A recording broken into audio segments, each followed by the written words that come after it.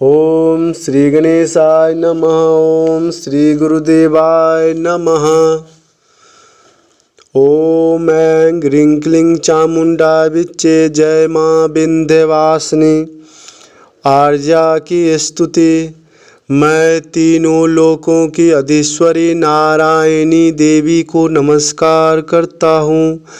देवी तुम्हें सिद्धि घृति कृति श्री विद्या सन्नति मति संध्या रात्रि प्रभा निद्रा और काल रात्रि हो। आर्या कात्यायनी देवी कौशिकी ब्रह्मचारिणी सिद्धसेन कुमार कार्तिकेय की जननी उग्रचारणीता महान बल से संपन्न हो। जया विजया पुष्टि तुष्टि क्षमा दया यम की श्रेष्ठ बहन तथा नीले रंग की रेशमी साड़ी पहनने वाली। तुम्हारे बहुत से रूप हैं इसलिए तुम बहुरूपा हो। विकराल रूप धारण करने के कारण विरूपा हो। अनेक प्रकार के विधियों को आचरण में लाने वाली हो। तीन होने के कारण तुम्हारे नेत्र विरूप प्रतीत होते हैं इसलिए तुम विरूपाक्षी हो। तुम्हारे नेत्र बड़े बड़े हैं इस कारण विशालाक्षी हो। तुम सदा अपने भक्तों की रक्षा करने वाली हो। महादेवी पर्वतों के घोर शिखरों नदियों में गुफाओं में तथा वनों और उपवनों में भी तुम्हारे निवास स्थान है। सरवरों बर्बरों और पुलिंदों ने भी तुम्हें अच्छी तरह से पूजन किया है। तुम मोर पंख की ध्वजा से सुशोभित हो और कर्मशः सभी लोकों में विचरती रहती हो। मुर्गे बकरे भेड़ सिंह और ब्याग आदि पशु पक्षी तुम्हें सदा घेरे रहते हैं। तुम्हारे पास घंटा ध्वनि अधिक होती है। तुम विंध्यवासिनी नाम से विख्यात हो देवी। तुम त्रिशूल और पट्टी धारण करने वाली हो। तुम्हारे पताका पर सूर्य और चंद्र के चिन्ह हैं। तुम प्रत्येक मास के कृष्ण पक्ष की नवमी और शुक्ल पक्ष की एकादशी हो। बलदेव जी की बहन रात्रि तुम्हारा स्वरूप है। तुम्हें कलह प्रिय लगता है। तुम समस्त भूतों का आवास स्थान मृत्यु तथा परम गति हो। तुम नंदगोप की पुत्री देवताओं को विजय दिलाने वाले चीर वस्त्र धारणी सुवासिनी रौद्री संध्या काल में विचरने वाली और रात्रि हो। तुम्हारे केश बिखरे हुए हैं। तुम्हें प्राणियों की मृत्यु हो। मधु से युक्त तथा मांस से रहित बलि तुम्हें प्रिय है। तुम्ही लक्ष्मी हो तथा तुम्ही दानवों के वध करने के लिए अलक्ष्मी बन जाती हो। तुम्ही सावित्री देव माता आदित्य तथा समस्त भूतों की जननी हो। कन्याओं का तुम्ही ब्रह्मचर्य तुम्ही हो और विवाहिता युवतियों का सौभाग्य भी तुम्ही हो। तुम्हें यज्ञों की अंतर्वेदी तथा ऋतुजों की दक्षिणा हो।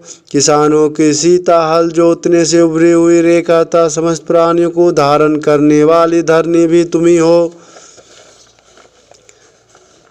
नौका या जहाज से यात्रा करने वाले व्यापारियों को प्राप्त होने वाले सिद्धि भी तुम्ही हो। तुम्ही समुद्र की तटभूमि यक्षों की प्रथम यक्षी कुबेर की माता तथा नागों की जननी सुरसा हो।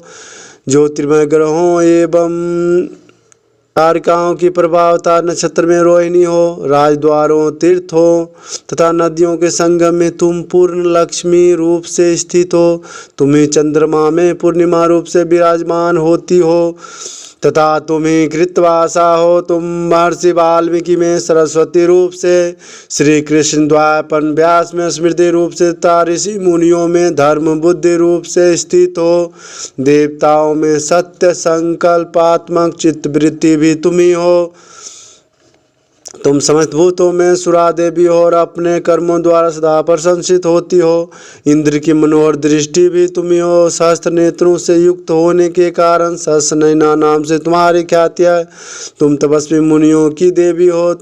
अग्निहोत्र करने वाले ब्राह्मणों की अरणी हो। समस्त प्राणियों की क्षुधा तथा देवताओं में सदा बनी रहने वाली तृप्ति हो। तुम्ही स्वाहा तृप्ति घृति और मेधा हो। वसुओं की वसुमती भी तुम्ही हो। तुम्ही मनुष्यों की आशा तथा कृतकृत पुरुषों की पुष्टि भी तुम्ही हो। तुम्ही दिशा विदिशा अग्नि शिखा प्रभा शाकुनी पुतना तथा अत्यंत दारुण रेवती हो। समस्त प्राणियों को मुंह में डालने वाली निद्रा भी तुम्ही हो। तुम क्षत्रिया हो, विद्याओं में ब्रह्म विद्या होता तुम्ही ओमकार एवं वष्टकार हो। ऋषि तुम्हें नारियों में पुराण प्रसिद्ध पार्वती देवी के रूप में जानते हैं। तुम साध्वी स्त्रियों में अरुंधति हो, जैसा कि प्रजापति का कथन है। तुम अपने पर्यायवाची दिव्य नामों द्वारा इंद्राणी के रूप में विख्यात हो। तुमने इस समस्त चराचर जगत को व्याप्त कर रखा है। समस्त संग्रामों में आग से जलते हुए घरों में, नदी के तटों पर, चारों ओर लुटेरों के दलों में, दुर्गम स्थानों में, भय के सभी अवसर में, परदेश में, राजा के द्वारा बंध प्राप्त होने पर, शत्रुओं का मर्दन करते समय एवं सभी प्राण संकट की घड़ियों में तुम ही सबकी रक्षा करने वाले, इसमें संशय नहीं है। देवी मेरा हृदय तुम में लगा हुआ है, मेरा चित्त और मन भी तुम्हारे चिंतन एवं मनन में तत्पर है। तुम समस्त पापों से मेरी रक्षा करो। तुम्हें मुझ पर कृपा करनी चाहिए। जो मनुष्य मेरे विष्णु द्वारा किए गए तथा व्यास जी के द्वारा पद में आबद्ध किए हुए सुंदर दिव्य स्तोत्र का प्रातः काल उठकर शुद्ध चित्त से संयम चित्त होकर पाठ करता है, उसे निश्चय सफलता मिलता है।